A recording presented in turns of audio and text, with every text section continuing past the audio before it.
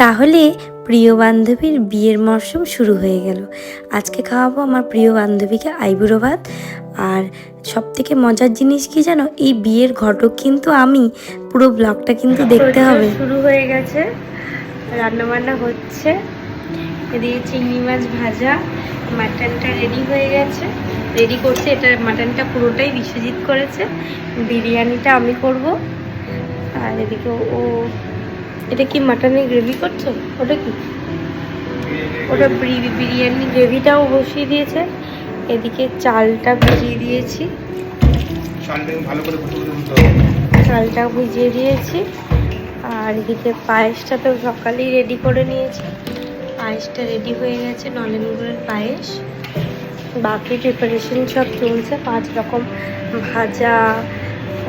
এটা কি আছে দেখি, 5 রকম ভাজা হবে, 5 রকম করে মিষ্টি, সবটাই রেডি হচ্ছে। বাকিটা ব্লগে দেখতে থাকো। চিংড়ি মাছের বিরিয়ানি হবে, তো সেই চিংড়ি মাছের গ্রেভিটা রেডি হচ্ছে।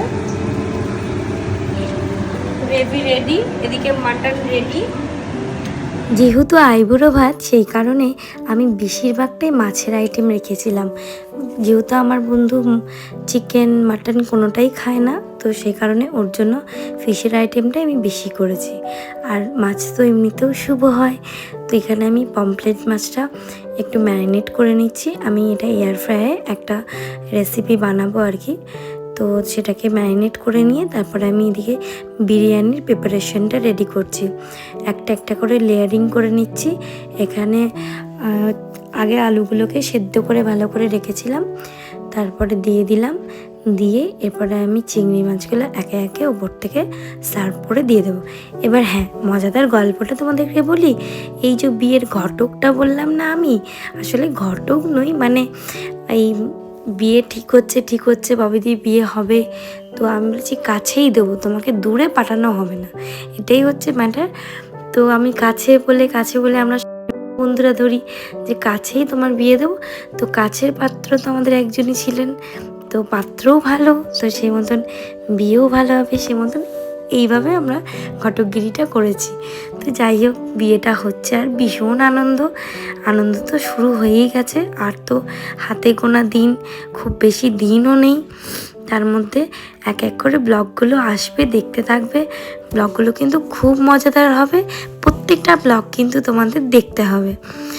আর একটু দেরি হয়ে যাচ্ছে যেহেতু এডিটিংয়ের জন্য, আগে থেকেই আমি সরি বলে নিচ্ছি তার জন্য। তো প্রত্যেকটা ব্লগ কিন্তু তোমরা দেখবে। আর বিয়ের ডেটটাও খুব সামনেই। তো ফার্স্টেই এসে আমি ববিদিকে বললাম চলো তোমাকে একটু সাজাই। তো এই সাজটা কেমন লাগছে বলো তো?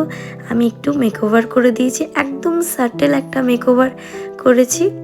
তো বরমশাই আমাদের সাজের দরকার নেই, এমনি বর্ষে যেই এসেছিলো, তো আমি একটু ব্রাইডকে সুন্দর করে সাজিয়ে দিলাম। একটু আইবুড়ো ভাত ভাইবস আসতে হবে তো, বিয়ে মানেই বলি দেওয়ার আগে মালা। চলো শুরু। এদিকে স্যালাড চলে এসছে, বাহ ডিজাইন করেছে আমার বাবা, ছেলে কত কাজ করেছে দেখো। তোকে একদিন আমি রান্না করে খাওয়াবো, দেখি কি আরেকবার বলো? তোদের একদিন আমি রান্না করে খাওয়াবো, দেখিস কবে? মালাগুলো করে দিই। বলি হচ্ছে, বলি দাও, বলি মাতারা সংসার করো, একসাথে বাচ্চার মা বাবা হও, সব করে দস্তক নিয়ে নিবি, ঠিক আছে? এই দাদা ভুল মানে ছবি তুলবো। দেখো বাটিস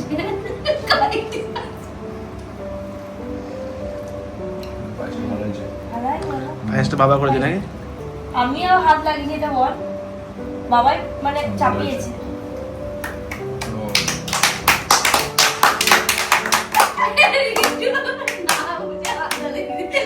নামটা নিয়ে আর কিছু বলছি না, প্লিজ ইগনোর। এর কাজ আর এর কাজ হয়ে গেছে সমাজ।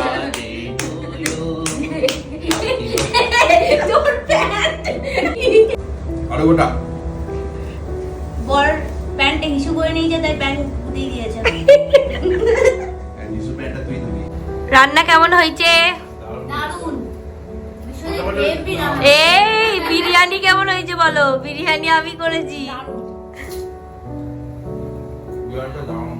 Thank you so much. যেহেতু সেই দিনটা আমার জন্মদিন ছিল, সেই জন্য এরা আবার আমার জন্য কেকও এনেছে। তো আমি কেক কাটতেই থাকি, 1 মাস ধরে জন্মদিন পালন হচ্ছে। তো চলো কেকটা এবার কাটা যাক। কেক কাটিং হোক, একটু মিষ্টি মুখ হবে, কেক কাটিং হবে। তো চলো ব্লগটা দেখো, কেক কাটিংয়ের ব্লগ দেখো। এত পিরিত নেই মার পড়ে যাবে, মার পড়ে যাবে। এত পিরিত, এত ভালোবাসা, খুব বড় ভালোবাসা। এটা কি এগলেস? এগলেস। এগুলো আমাকে একটুখানি হ্যাঁ, একটু মুখে খাবার দেবে, খেতে খাবার পারবো। একবার এই খাওয়া দুজনকে দাওয়া। এটাই একটাই খাই দেবো। একটা টুকরো দেবো। হেভি এই খেতে কেকটা ওই কেকটা দিবি না? বললো খাবো না। আর না, পারবো না। পেট খাবার ফুলে যাবে। খা আর হয়তো খাই। আমি শুরু করলাম বাজে ছেলে। পাপড় দিয়ে।